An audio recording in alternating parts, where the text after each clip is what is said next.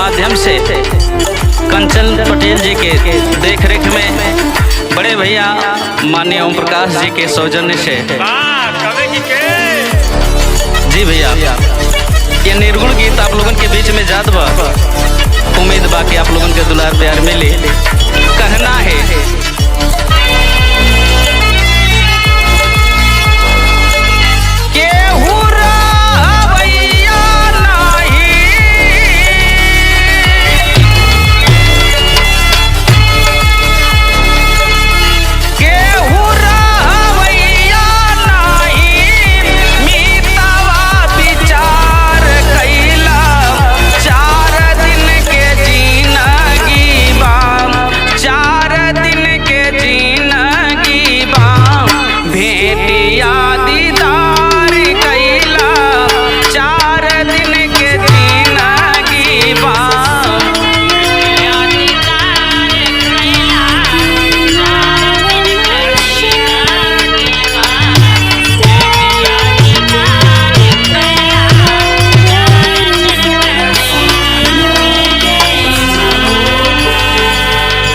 भैया ये जिंदगी हो का बतावल जाला सांसों का क्या भरोसा, रुक जाए कब कहाँ पर। कवि जी ने बड़ी अच्छी बात लिखा।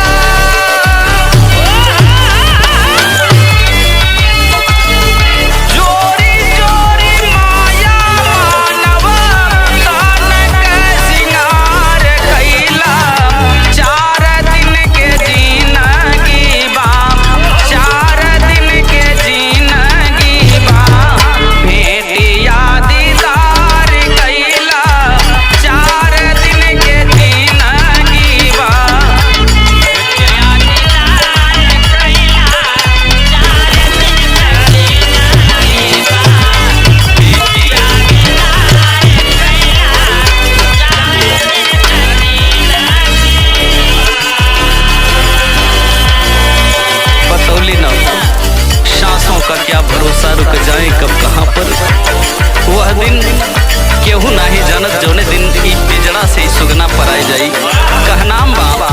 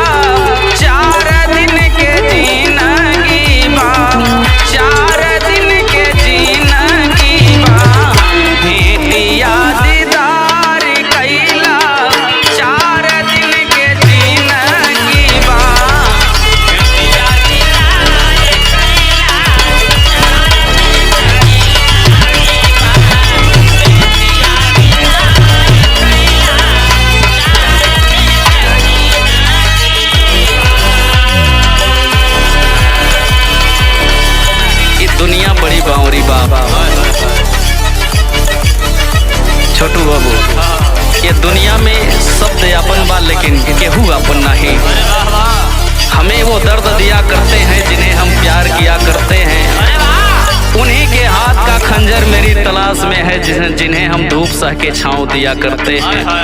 क्या बात। कवि जी ने बड़ी सुंदर बात लिखा, दुनिया करीत जामन लोगवानी भई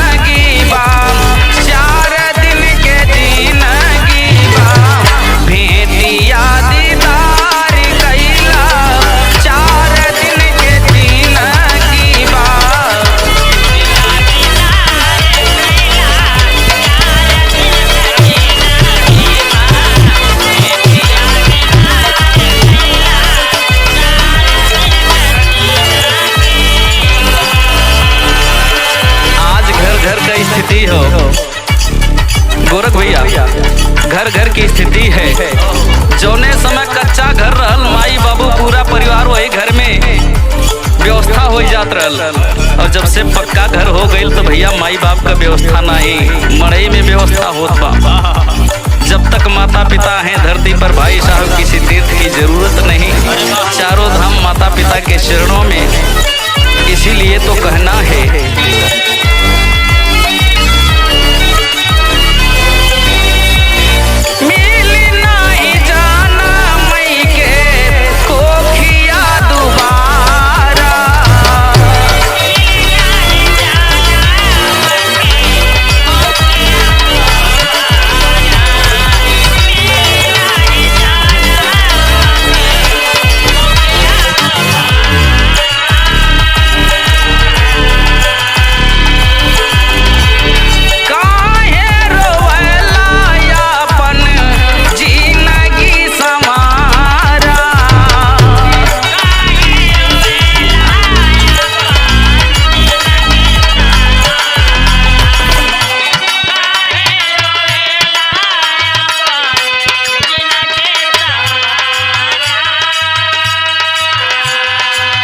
प्रताप भैया, यह दुनिया में 3 गो कर्जा ऐसन होला जौने कर्जा के आज तक प्रकाश भैया केहू चुकाए नहीं पौलस।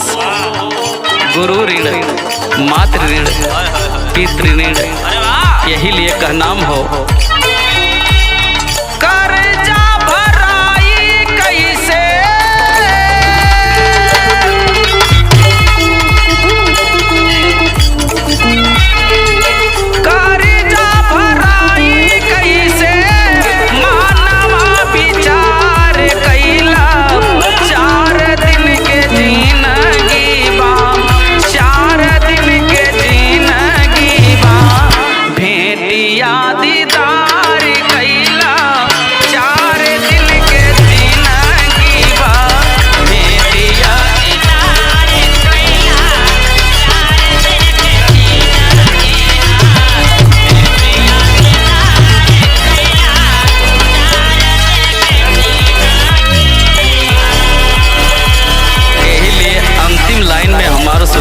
समझौता बा। जे भी ये दुनिया में आयल है सबके एक न एक दिन जाए के हुई, लेकिन जैला से पहले ही विचार करे के हुई ये मानव जीवन का परम लक्ष्य परमात्मा के प्राप्ति कैली हल, और परमात्मा के प्राप्ति तभी संभव हो जब हम आप सच्चे सदगुरु के शरण में पहुँचल जाई। कहनाम है